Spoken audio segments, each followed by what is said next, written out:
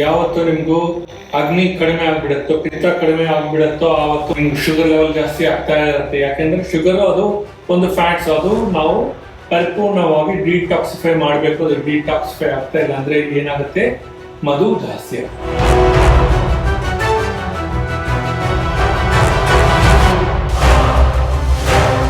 Acid reflections ನಿಮ್ಮ ಹೊಟ್ಟೆಯಲ್ಲಿ ತುಂಬಾ ಜಾಸ್ತಿ ಆಗುತ್ತೆ. ಅದರಿಂದ ನಿಮ್ಗೂ ಹೈಪರ್ ಅಸಿಡಿಟಿ ಆಗೋದಕ್ಕೂ ಅವಕಾಶ ಇದೆ. ಅದರಿಂದ ಸ್ಟಮಕ್ ಪೇನ್ ನಿಮ್ಗೂ ಬರ್ಬೋದು. ಇದು ಸುಮ್ಮನೆ ಆ ಥರನೇ ಬಿಟ್ಬಿಟ್ರೆ ಅದು ಅಲ್ಸರ್ ಆಗೋದಕ್ಕೂ ಅವಕಾಶ.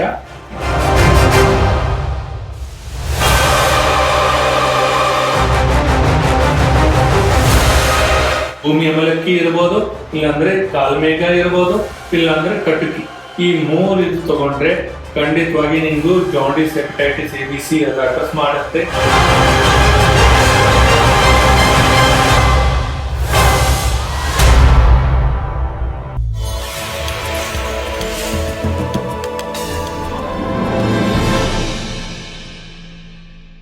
ಶ್ರೀ ಪರಿಪೂರ್ಣ ಸನಾತನ ಆಯುರ್ವೇದ ಆಸ್ಪತ್ರೆಯ ಯೂಟ್ಯೂಬ್ ಚಾನೆಲ್ಗೆ ಸ್ವಾಗತ. ಕಳೆದ ಭಾಗದಲ್ಲಿ ಅಬ್ಡಾಮಿನಲ್ ಕ್ಯಾವಿಟಿಯಲ್ಲಿ 10 ಭಾಗಗಳು ಯಾವ ರೀತಿ ಕೆಲಸ ಮಾಡುತ್ತೆ ಅಂತ ತಿಳ್ಕೊಂಡಿದ್ದೀರಾ. ಹಾಗೊಂದ್ ವೇಳೆ ನಮ್ಮ ಫಂಕ್ಷನಿಂಗ್ ಸರಿಯಾಗಿ ಆಗದೆ ಇದ್ರೆ ನಮ್ಮಲ್ಲಿ ಹೊಟ್ಟೆ ನೋವು, ವಾಂತಿ ಅಥವಾ ಜೀರ್ಣ ಸರಿಯಾಗಿ ಆಗದೆ ಇರೋದು, ಈ ರೀತಿ ನಾನಾ ರೀತಿಯ ಲಕ್ಷಣಗಳು ಕಾಣಿಸಬಹುದು. ಇದಕ್ಕೆ ಆಯುರ್ವೇದದಲ್ಲಿ ಯಾವ ರೀತಿ ಪರಿಹಾರ ಕಂಡುಕೊಳ್ಬಹುದು ಅಂತ ತಿಳ್ಕೊಳ್ಳೋಣ. ಸ್ವಾಮೀಜಿಯವರನ್ನ ಕಾರ್ಯಕ್ರಮಕ್ಕೆ ಸ್ವಾಗತಿಸ್ತೀವಿ. ಸ್ವಾಮೀಜಿ ನಮಸ್ಕಾರ ಪ್ರಿಯ ವೀಕ್ಷಕರೇ. ಹಿಂದಿನ ಭಾಗದಲ್ಲಿ ನೀವು ನೋಡಿದರೆ ಏನು ಒಂದು ಅಬ್ಡಾಮಿನಲ್ ಕ್ಯಾವಿಟಿಯಲ್ಲಿ ಒಂದು 10 ಆರ್ಗನ್ ಇದೆ. ನಮ್ಮ ಆಂಕರ್ ಹೇಳಿರೋ ಪ್ರಕಾರ ನಿಮ್ಗೆ ಗೊತ್ತಾಗಿದೆ, ಅದು ಅಬ್ಡಾಮಿನಲ್ ಪೇನ್ ಇರ್ಬೋದು, ಅಜೀರ್ಣ ಇರ್ಬೋದು, ಇಲ್ಲಾಂದ್ರೆ ಒಂದು ವಾಮಿಟಿಂಗ್, ಒಂದು ನೋಸ್ಯಾ, ಈ ಥರ ಸಮಸ್ಯೆಗಳು ನಾನಾ ರೀತಿಯಾಗಿ ನೀವು ಒಂದು ಸಿಂಪ್ಟಮ್ಸ್ ನೋಡ್ಬೋದು. ಈಗ ನಮ್ಮ ಆಯುರ್ವೇದ ಪದ್ಧತಿಯಲ್ಲಿ ಯಾವ ಥರ ಮಾಡ್ತಾರೆ, ಆಯುರ್ವೇದ ಪದ್ಧತಿ ಅಂತ ನಾವು ಹೇಳಿಬಿಟ್ರೆ ವಾತ, ಪಿತ್ತ, ಕಫ ಇದು 3 ದೋಷಗಳು ನಾವು ಪರಿಶೀಲನೆ ಮಾಡಿ ಅದರ ರೀತಿಯಾಗಿ ಒಂದು ಅವ್ರಿಗೂ ಯಾವುದು ಡಾಮಿನೆಂಟ್ ಹೆಚ್ಚಿಗೆ ಇದೋ ಅದು ಯಾವ ಥರ ಸರಿಪಡಿಸಬೇಕು ಅಂತ ನಾವು ಹೇಳ್ತೀವಿ. ಇದರಲ್ಲಿ ಒಂದು ಪಂಚಕರ್ಮ ಟ್ರೀಟ್ಮೆಂಟ್ ನಾವು ತಗೊಂಡ್ರೆ ವಾಮನ, ವಿರೇಚನ, ಬಸ್ತಿ, ರಕ್ತಮೋಕ್ಷಣ ಈ ಥರ ನಾವು ಕೊಡ್ತೀವಿ ಟ್ರೀಟ್ಮೆಂಟ್ಸ್. ಫಸ್ಟ್ ನಾವು ಇದರಲ್ಲಿ ನಾವು ಒಂದು ಸ್ಟಮಕ್ ಡಿಸಾರ್ಡರ್ಸ್ ಆಗಿದೆ ಅಂದ್ರೆ ಅದು ನೀವು ನೋಡಿದ್ರೆ ಆಮಾ ಫಾರ್ಮೇಶನ್ಸ್ ಆಗುತ್ತೆ. ಮೀನ್ಸ್ ನಿಮ್ಗೆ ತುಂಬಾ ನೋವು ಬರುತ್ತೆ, ಲೋ ಡೈಜೆಸ್ಟಿವ್ ಫೈರ್ ಇರುತ್ತೆ, ನಿಮ್ಗೂ ಅಗ್ನಿ ತತ್ವ ಬಹಳ ಕಡಿಮೆ ಇರೋದ್ರಿಂದ, ವಾತ ಜಾಸ್ತಿ ಇರೋದ್ರಿಂದ ನಿಮ್ಗೂ ಆ ಅಗ್ನಿ ತತ್ವ ಇಲ್ಲ, ಅದರಿಂದ ಒಂದು ಸ್ಟಮಕ್ ಪೇನ್ ಬಂದು ಅದು ಆಮವಾತ ಅಂತ ಹೇಳ್ತೀವಿ. ಆ ಥರ ಬಂದ್ರೆ ನಿಮ್ಗೂ ಪಿತ್ತ ಅಗ್ರವೇಟ್ ಆಗುತ್ತೆ. ಪಿತ್ತ ಅಂದ್ರೆ ನಿಮ್ಮ ಆಸಿಡ್ ರಿಫ್ಲೆಕ್ಷನ್ಸ್ ನಿಮ್ಮ ಹೊಟ್ಟೆಯಲ್ಲಿ ತುಂಬಾ ಜಾಸ್ತಿ ಆಗುತ್ತೆ. ಅದರಿಂದ ನಿಮ್ಗೂ ಹೈಪರ್ ಅಸಿಡಿಟಿ ಆಗೋದಕ್ಕೂ ಅವಕಾಶ ಇದೆ. ಅದರಿಂದ ಸ್ಟಮಕ್ ಪೇನ್ ನಿಮ್ಗೂ ಬರ್ಬೋದು. ಇದು ಸುಮ್ಮನೆ ಆ ಥರನೇ ಬಿಟ್ಬಿಟ್ರೆ ಅದು ಅಲ್ಸರ್ ಆಗೋದಕ್ಕೂ ಅವಕಾಶ. ಈಗ ಇದು ಸಮಸ್ಯೆಗಳು ಈ ಥರ ಚಿಕ್ಕದಾಗಿ ಇದ್ರೆ ಆವತ್ತೇ ನೀವು ನೋಟಿಸ್ ಮಾಡಿ ಒಂದು ಡಾಕ್ಟರ್ ಹತ್ರ ಕೇಳ್ಕೊಂಡು ನಿಮ್ಗೆ ಆಮವಾತ ಇದ್ರೆ ಅದು ಯಾವ ಥರ ಸರಿಪಡಿಸ್ಕೋಬೇಕು ಅಂದ್ರೆ ಅವರು ಏನ್ ಮಾಡ್ತಾರೆ ಅಂದ್ರೆ ನಿಮ್ಗೂ ಅವಿಪತ್ತಿಕರ ಚೂರ್ಣ ಅಂತ ಅದು ಕೊಡ್ತಾರೆ.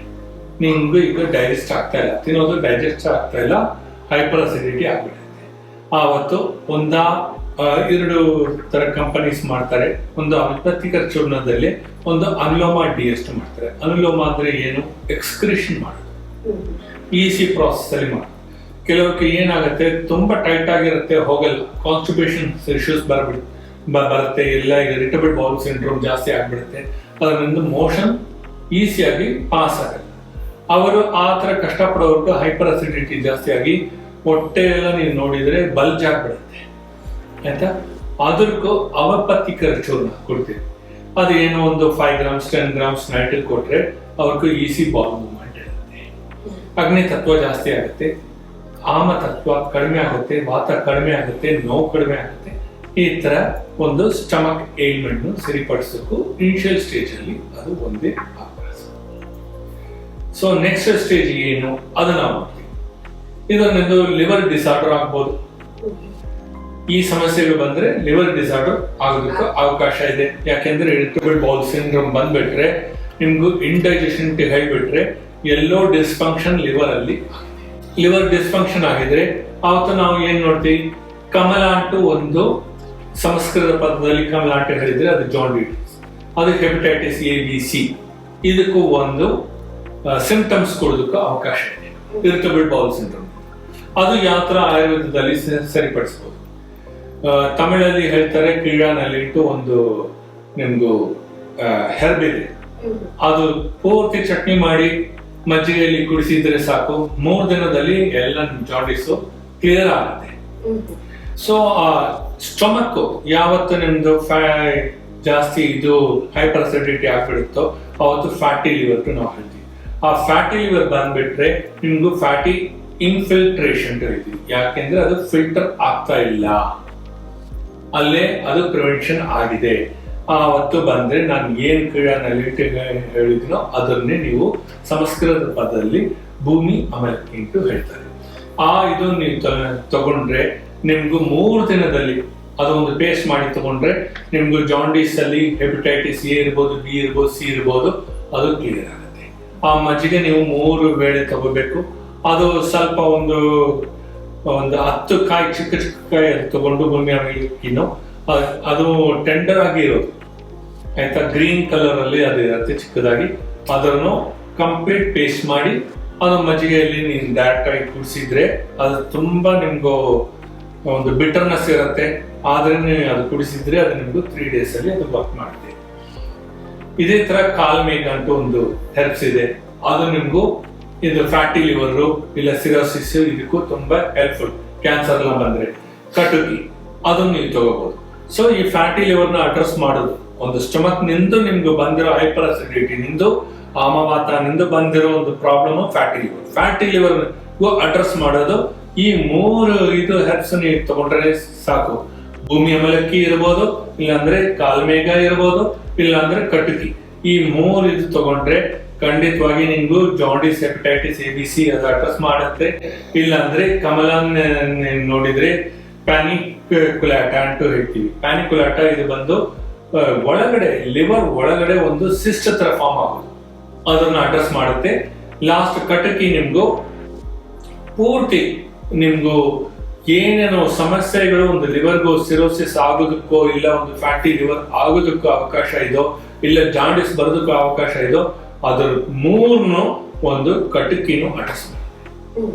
ಆಯ್ತಾ, ಈಗ ನಮ್ದು ಒಂದು ಸ್ಟಮಕ್ ನಿಂದು ನಾವು ನೋಡಿದೀವಿ ಲಿವರ್ ಯಾವ ತರ ಕೆಟ್ಟ ಹೋಗ್ತಾ ಇದೆ, ಅದಕ್ಕೂ ಯಾವ ತರ ನಾವು ತಗೋಬೇಕು.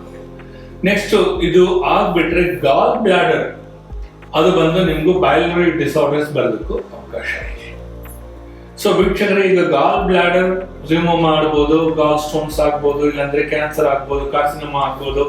ಇದೆಲ್ಲ ಪಿತ್ತ ಸಂಬಂಧ ಪಟ್ಟಿರೋದು. ಪಿತ್ತ ಅಂದ್ರೆ ಯಾವತ್ತು ನಿಮ್ಗೂ ಒಂದು ವಾತ ಇಲ್ಲ ಅಲ್ಲಿ ಅಗ್ನಿ ತತ್ವ ಕಡಿಮೆ ಆಗ್ಬಿಡತ್ತೋ ಅದು ಪಿತ್ತ ಸಂಬಂಧ ಪಟ್ಟಿರೋದು. ಇಲ್ಲ ಹೆಚ್ಚಿಗೆ ಪಿತ್ತ ಆಗ್ಬಿಟ್ಟಿದೋ ಅದನ್ನು ಅಗ್ನಿ ತತ್ವ ಜಾಸ್ತಿ ಆಗ್ಬಿಡುತ್ತೋ ಆವತ್ತು ಈ ಸಮಸ್ಯೆ ಗಾಲ್ ಬ್ಲಾಡರ್ ಸಮಸ್ಯೆಗಳು ಬರೋದಕ್ಕೂ ಅವಕಾಶ ಇದೆ. ಈಗ ಗಾಲ್ ಬ್ಲಾಡರ್ ಅಂದ್ರೆ ಮುಖ್ಯವಾಗಿ ನಾವು ನೋಡಿದ್ರೆ ಸ್ಟೋನ್ ಫಾರ್ಮೇಶನ್ ಆಗೋದಕ್ಕೂ ಅವಕಾಶ ಇದೆ ಎಂದು ಹೇಳ್ತಾರೆ. ಅದು ಪಿತ್ತ ಬಂದು ಕ್ರಿಸ್ಟಲೈಸ್ ಆಗಿ ಅದಾದ್ಮೇಲೆ ಅದು ಕಫ ಜೊತೆ ಯಾವತ್ತದು ಸೇರ್ಕೊಳುತ್ತೋ, ಪಿತ್ತ ಅಂದ್ರೆ ಏನು, ಅದು ಆಶಸ್ ಆಗ್ಬಿಡತ್ತೆ. ಏನಾದ್ರು ಒಳಗಡೆ ಇದ್ರೆ ಅದೇ ತಿನ್ಬಿಡತ್ತೆ. ಒಂದು ಅಗ್ನಿಯಲ್ಲಿ ಹಾಕಿದ್ರೆ ಅದು ಭಸ್ಮ ಯಾತ್ರ ಆಗುತ್ತೋ ಅದೇ ತರ ಆ ಭಸ್ಮ ಇನ್ನೊಂದು ನೀರು ಇದು 2 ಬೈಂಡಿಂಗ್ ಆಗಿದ್ರೆ ಏನಾಗುತ್ತೆ, ಅದು ಒಂದು ಸ್ಟೋನ್ ತರ ಆಗ್ಬಿಡುತ್ತೆ. ಅರ್ಥ ಆಯ್ತಾ? ನಾನು ಇನ್ನೊಂದ್ಸತಿ ಹೇಳ್ತೀನಿ. ನೀ ಈಗ ತಿಂತಾ ಇದ್ರ ಪಿತ್ತ ಹೆಚ್ಚಿಗೆ ಆಯ್ತು, ಆವತ್ತು ಡೈಜೆಷನ್ ಆಗತ್ತೆ. ಡೈಜೆಷನ್ ಆದ್ಮೇಲೆ ಅಲ್ಲಿ ಒಂದು ನಿಮ್ಗೆ ಏನು ಲಾಸ್ಟ್ ರಿಮೈನಿಂಗ್ ಇದೋ ಅದು ಒಂದು ಭಸ್ಮ. ಆಯ್ತಾ? ಆ ಭಸ್ಮ ಜೊತೆ ನೀವು ಯಾವತ್ತು ನೀರು ಕುಡಿತೀರೋ ಅದು ಹೆಚ್ಚಿಗೆ ನೀರು ಕುಡಿಸಿದ್ರೆ ಪರವಾಗಿಲ್ಲ, ಕಡಿಮೆ ನೀರು ಕುಡಿಸಿದ್ರೆ ಅದು ಏನಾಗುತ್ತೆ, ಅದು ಸ್ಟೋನ್ ತರ ಆಗ್ಬಿಡುತ್ತೆ. ಆ ತರ ಏನಾದ್ರು ಆಗಿದ್ರೆ ಇಲ್ಲ ಆ ಸ್ಟೋನ್ ಫಾರ್ಮೇಶನ್ ಆಗಿ ಅದರಿಂದ ನಿಮ್ಗೂ ಗಾಲ್ ಬ್ಲಾಡರ್ ತುಂಬಾ ದೊಡ್ಡ ಒಂದು ಕ್ಯಾನ್ಸರ್ ತರ ಆಗ್ಬಿಟ್ರೆ ಅದನ್ನ ಯಾವ ತರ ಅಡ್ರೆಸ್ ಮಾಡಿ. ಆಯ್ತಾ? ಅದಕ್ಕೂ ಗೋಶೂರ ಒಂದು ಒಳ್ಳೆ ಇದು. ಆ ಗೋಶೂರ ಏನ್ ಮಾಡ್ತೀವಿ, ವಿರೇಚನ ಅಂತ ಒಂದು ಪ್ರಾಸೆಸ್ ಶೋಧನ ನಾವು ಟ್ರೀಟ್ಮೆಂಟ್ ಮಾಡ್ತೀವಿ. ಆ ಟ್ರೀಟ್ಮೆಂಟ್ ಮಾಡೋದ್ರಲ್ಲಿ ವಿರೇಚನ ಅಂದ್ರೆ ನಿಮ್ಗೂ ಫುಲ್ ಲೂಸ್ ಮೋಷನ್ಸ್. ಆಯ್ತಾ? ಯಾವುದು ನಿಮ್ ಮೊಟ್ಟೆಯಲ್ಲಿ ಇರಲ್ಲ, ಫುಲ್ ಸ್ಟಮಕ್ನು ನಾವು ಕ್ಲಿಯರ್ ಮಾಡ್ತೀವಿ.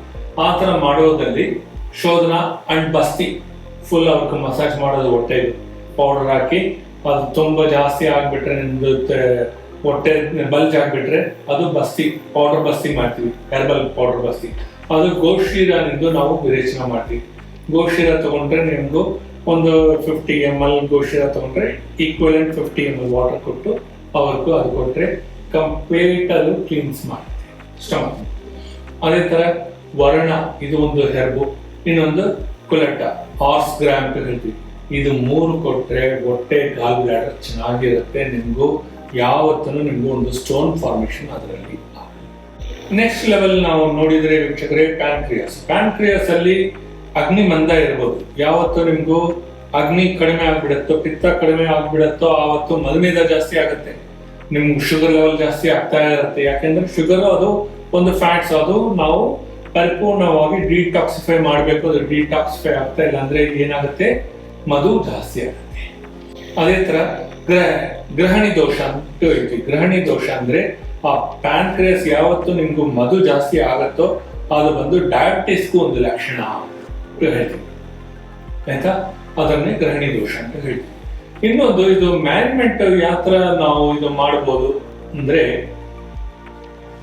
ಯಾವತ್ತು ನಿಮ್ಗೂ ಅಗ್ನಿ ತತ್ವ ಕೊಲ್ಯಾಪ್ಸ್ ಆಗತ್ತೋ, ಅದರಿಂದ ನಿಮ್ಗೂ ಡಯಾಬಿಟಿಸ್ ಉತ್ಪತ್ತಿ ಆಗ್ತಾ ಇದೋ, ಅದರಿಂದ ಕ್ರಾನಿಕ್ ಡಿಜನರೇಷನ್ ಆಗ್ತಾ ಇದೆ ಪ್ಯಾನ್ಕ್ರಿಯಾಸ್ ಅಲ್ಲಿ, ಅದು ಬಂದು ಕ್ಯಾನ್ಸರ್ ಆಗಿ ಕನ್ವರ್ಟ್ ಆಗುತ್ತೆ.